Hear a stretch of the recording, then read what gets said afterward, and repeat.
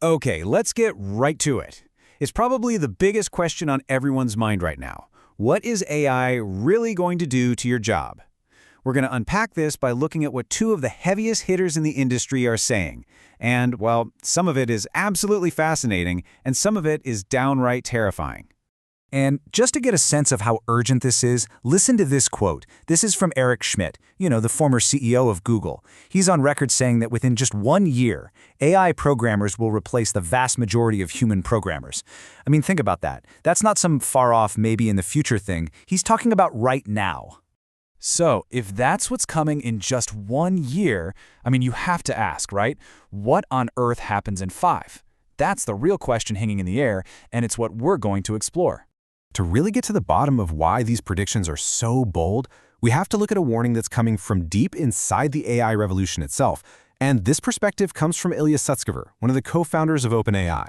See, Sutskever's core idea goes way beyond AI just getting good at a few tasks. No, his fundamental argument is that eventually AI will be able to do everything we can do. And he's very clear on this, not just some things, but all of them, from writing a symphony to folding the laundry. And his logic, it's actually incredibly simple, almost dangerously so. He basically says, think about it. What is our brain? At the end of the day, it's just a biological computer. It's a machine made of meat. So if a biological computer can do all this amazing stuff, why wouldn't a digital computer eventually be able to do the exact same things and probably even better? Okay, so that's the big picture, philosophical why. But let's get down to brass tacks. Let's talk about the when. Eric Schmidt actually lays out what he calls the San Francisco consensus, a pretty concrete timeline for this disruption that's moving way, way faster than most people think. And this roadmap, honestly, it is jaw-dropping. We already saw point 1. In a year, most programmers are replaced. But look at how quickly it snowballs. In just 3 to 5 years, they expect the arrival of artificial general intelligence, AGI. And then, get this, maybe a year after that, we get artificial superintelligence, ASI.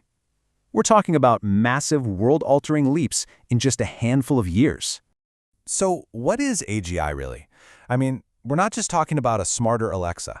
We're talking about an AI system that is as smart and capable as the most brilliant human you can imagine, across every single field. It's like having Einstein, Da Vinci, and Mozart all rolled into one system.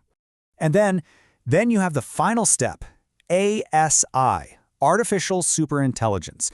This is where it gets really mind-bending.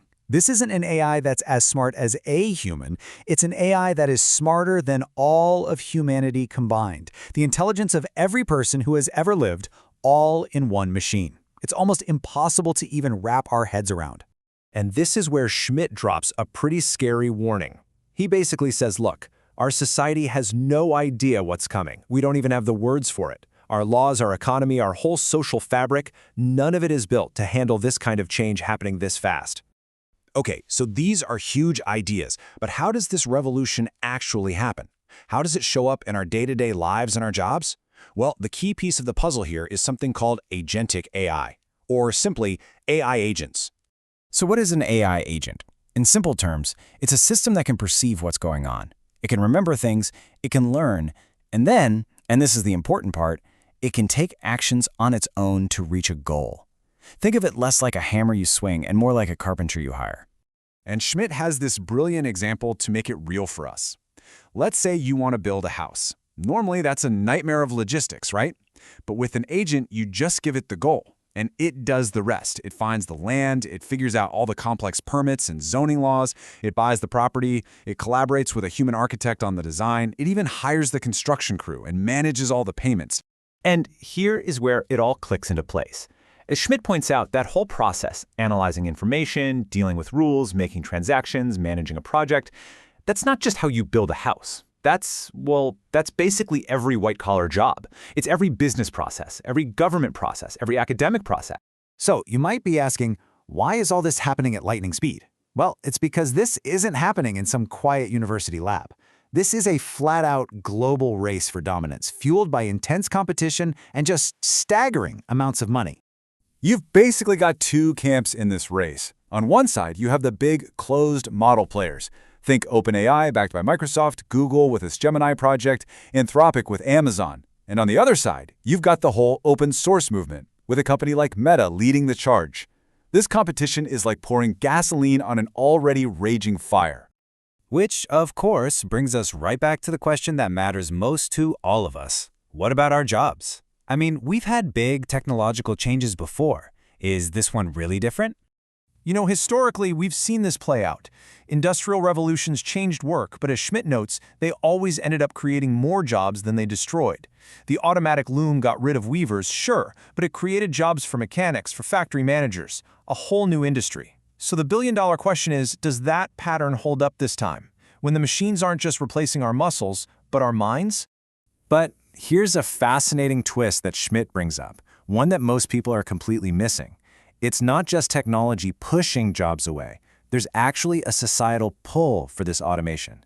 He points out that so many developed countries are facing this massive demographic crunch, aging populations, birth rates plummeting. To keep our economies running with fewer and fewer workers, we're actually going to need AI and automation. And all of this, all of it, boils down to what Ilya Sutskever calls the dramatic question, a question we all have to start wrestling with for real. What happens when computers can do all of our jobs? What do we do then? Look, there are no easy answers here.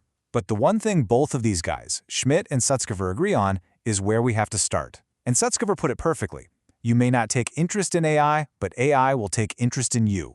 Right now, the single most important thing any of us can do is just pay attention. Because this future, it's not waiting for us to be ready.